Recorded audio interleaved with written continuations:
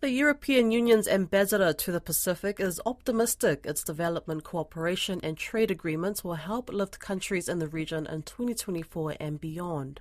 Barbara Plinkett is based in Suva and responsible for 13 Pacific countries where the EU is represented.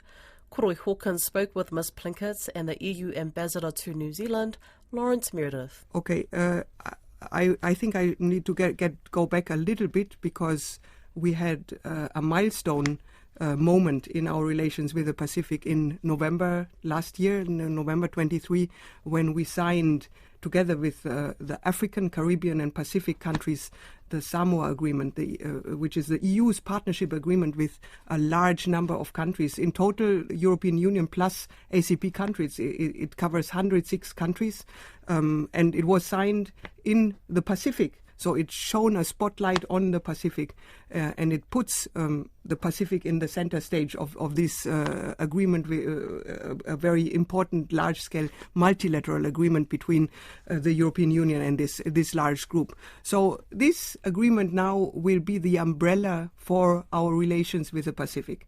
And the unique thing about this new agreement is that it has three protocols covering the relations with each of the three subregions, and one is the Pacific. So we have a Pacific protocol that covers the relations between the EU and the Pacific.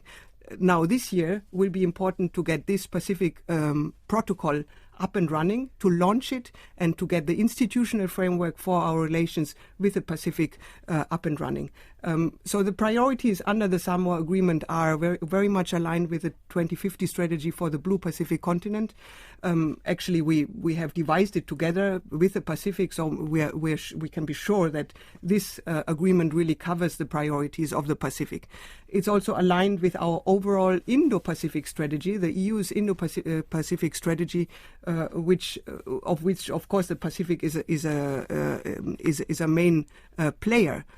So when we zoom down now on the specific priorities for this year, like I said, making the Pacific Protocol of the Samoa Agreement a reality is one. Secondly, of course, we continue implementing our development cooperation in the Pacific. We are implementing a 7-year program of around 650 million euro, which cover three main priorities in the Pacific. One is climate change, another priority is economic development, and a third priority is human development, where we look specifically at the specific topics of gender and gender-based violence, which are big topics for the Pacific. So these are the three main topics of our development cooperation, and we will continue doing that. At the same time, I see a lot of potential also in expanding our cooperation in terms of economic relations, trade relations. We have a huge opportunity there.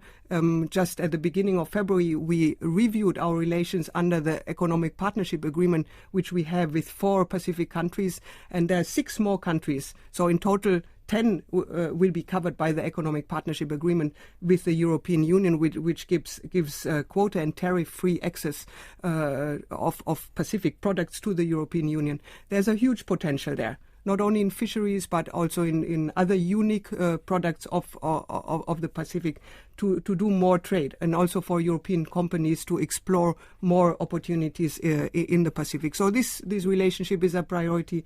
And lastly, what I'm also looking into is the more strategic relation with the Pacific in the field of security, non-traditional security, where we have some competencies that we can expand on, specifically in the area of cybersecurity, maritime security, and humanitarian assistance and disaster relief. Just going on that, you mentioned the Indo-Pacific strategy there. I might come to you, Lawrence. And we're seeing an increasingly polarized region in terms of the geopolitical competition. There's a lot of struggle for influence in the region and more attention as a result.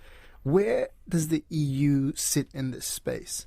Well, thank you very much. I mean, first of all, I think the European Union and New Zealand are very much like-minded partners and have shared values, and I think that's why it's so important also, for example, to have Barbara's visit here, that these conversations between New Zealand and the European Union on the ever-growing importance of the geostrategic importance of the Pacific. But in that conversation, it's so important that the voices that stand up for shared values of democracy, rule of law, and respect for human rights come out really strongly. One of the things that we're watching and are a little bit concerned about is a few experts are talking about the language and the actions being played out in the region are leaning towards a conflict kind of minded, just the rhetoric around militarization, a lot more warfighting exercises and emphasis on that. We've seen releases from people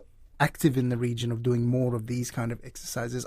In your discussions, in your talks about this, do you sense that there is that escalation, or is the talk still very much about cooperation and working together and coming, I guess, to a peaceful continuation of the Pacific region?